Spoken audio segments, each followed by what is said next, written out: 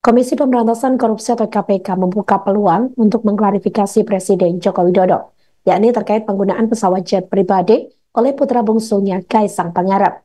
Hal itu dikonfirmasi oleh Deputi Pencegahan dan Monitoring KPK, Pahala Nainggolan di Gedung KPK Jakarta Selatan pada Selasa 17 September 2024 hari ini. Kemungkinan itu muncul karena Kaisang yang pada hari ini melaporkan ada dugaan penerimaan gratifikasi dalam penggunaan jet pribadi mengatasnamakan sebagai anak seorang penyelenggara negara. Pahala mengatakan saat ini KPK juga sedang menelaah laporan Kaisang. Butuh waktu sekitar seminggu untuk menelaah laporan tersebut. Dalam laporannya, Kaisang menyebut bukan hanya dia dan istrinya, Erina Gudono, yang pelesiran ke Amerika Serikat menggunakan jet pribadi, melainkan ada kakak Erina Gudono serta seorang staf. Kaisang menyebut nilai satu tiket jet pribadi ke Amerika Serikat kira-kira seharga 90 juta rupiah. Pahala juga mengatakan apabila berdasarkan penelaahan penggunaan jet pribadi Kaisang bersinggungan dengan penyelenggara negara atau PN, maka Ketua Umum Partai Solidaritas Indonesia atau PSI itu harus menyetorkan uang sebesar 90 juta rupiah kepada negara. Namun jika tidak terbukti fasilitas milik negara, maka tidak ada yang perlu dipermasalahkan. Adapun Kaisang dalam laporannya menyebut dia pergi ke Amerika Serikat nebeng atau numpang pesawat teman. Pahala mengatakan bahwa temannya itu merupakan sosok berinisial Y. Saudara Kaisang dan tim datang gitu ya untuk pertama sebenarnya meminta arahan dari KPK atas berita-berita yang sebelum ini kan gitu ya. Ini harus ngapain lah kira-kira gitu. Nah untuk itu kami dari KPK pasti mengapresiasi lah, ini warga negara datang gitu atas berita yang menimpa dirinya gitu ya, terlepas dari dia PN atau nggak PN itu cerita yang lain lah, tapi dia datang minta arahan gitu ya. Dan sama tim sih ya diterangkan lah ya gitu apa gratifikasi, ternyata beliau dan tim udah menyiapkan dokumen yang di-download dari gratifikasi online yang bisa download. Sudah diisi gitu ya sudah gitu, kita lihat isinya.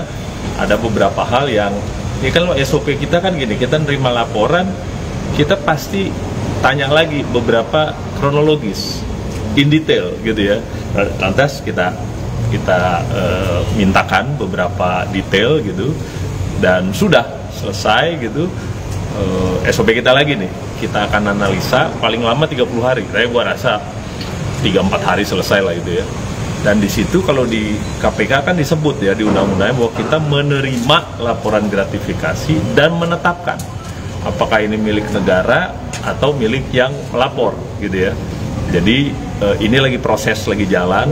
Kalau misalnya kita sebut bahwa hasilnya ini ditetapkan sebagai milik negara, yang bersangkutan juga disampaikan.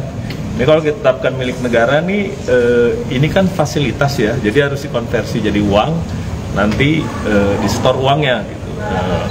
Yang bersangkutan udah bilang, oh ya kira-kira 90 juta lah satu orang gitu ya, seharga tiket gitu. Ini kalau kita tetapkan milik negara ya, yang bersangkutan pergi berempat ya.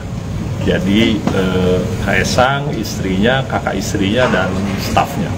Jadi berempat. Jadi kira-kira 90 juta, kalau 4 kira-kira 360 lah. Kalau ditetapkan milik negara. Kalau ditetapkan bukan milik negara ya sudah gitu aja. Gitu laporannya nggak kemana-mana. Jadi itu yang terakhir, dan beliau juga janji untuk kalau ada lagi informasi kita mau mintakan bisa nggak gitu. Beliau bilang oke. Jadi kita pikir ya itu sampai sekarang kita terima dan SOP kita kronologis sudah didapatkan dan kita analisa. Itu mungkin seminggu lah depan gitu, nanti kita sebutkan kayak apa. Dan kalau di KPK nah saya harus lapor pimpinan juga kan gitu, diputuskannya kan dari saya yang tanda tangan pimpinan gitu, nanti ditetapkan kayak apa gitu. Jadi kira-kira untuk laporan Kaisang. Tadi Kaisang bawa berkas nggak Pak, kayak bukti dia naik jetnya, dokumen? Enggak, jadi bawa formulir yang diisi, tulis tangan. Berarti dia membawa formulir, artinya dia sendiri mengakui dia itu menerima gratifikasi gitu? Enggak, jadi justru minta arahan kayak apa gitu kan. Namanya melapor itu ya harus pakai formulir kan. Jadi dia udah antisipasi gitu, kalau kita sebut lapor ya silakan lapor gitu kan. Kalau lapor nanti kita analisa, kalau endingnya bukan milik negara ya sudah sama aja kan, ya nggak ada implikasi apa-apa gitu. dari Bapak, tapi kenapa sebelum-sebelumnya tidak dilakukan pemeriksaan oleh KPK? Kan kita bilang udah ada di Dumas, di pengaduan masyarakatnya kan udah dilaporkan, dan keputusan pimpinan adalah yang di Dumas yang diproses. Pak, yang tadi kan Kaisang bilang kalau itu dia nebeng pesawat temennya ya. Itu nanti temennya bakal diklarifikasi juga nggak sih, Pak? Kita lihat ya, kita lihat apa benar begitu gitu ya, kita konfirmasi pasti. Ya. Jadi nama temennya juga belum tahu ya, Pak? Nggak disebut detail siapa, cuma nama gitu ya, kita juga nggak tahu. Siapa namanya? Siapa namanya, Pak? Inisial aja, Pak. Namanya nggak apa-apa. Iya, itu kalau nggak salah depan. Tapi kita nggak tahu nih bener nggak nama lengkapnya ini gitu, siapa ini orang, WNI, WNA atau apa gitu. Jadi dia bilang pesawat punya siapa juga, nanti kita konfirmasi lagi. Pak, ini kan Kaisang juga bukan penyelenggara negara. Yang penyelenggara negara itu kan kakaknya, bapaknya. Ada kemungkinan nggak sih Pak untuk mengklarifikasi penyelenggara negaranya juga? Di formulir disebut Kaisang melapor sebagai anak PN. Jadi nggak ada urusan sama kakaknya kan. Kalau anak PN gitu, anak penyelenggara negara, ya berarti dengan ayahnya. Berarti ayahnya bakal dipanggil, klarifikasi. Belum tentu. Kita lihat lagi aja. Kan pasti gua seminggu dong mikir gitu kan. Ya. Berarti ada kemungkinan Pak, kalau belum tentu itu berarti ada kemungkinan. Ya ada lah, yang namanya belum tentu kan bisa jadi iya bisa jadi enggak gitu ya, tapi enggak spekulasi lah yang gitu-gituan, kita lihat aja gitu.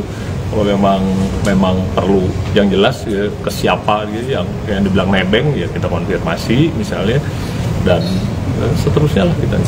Download Tribun X sekarang, menghadirkan lokal menjadi Indonesia.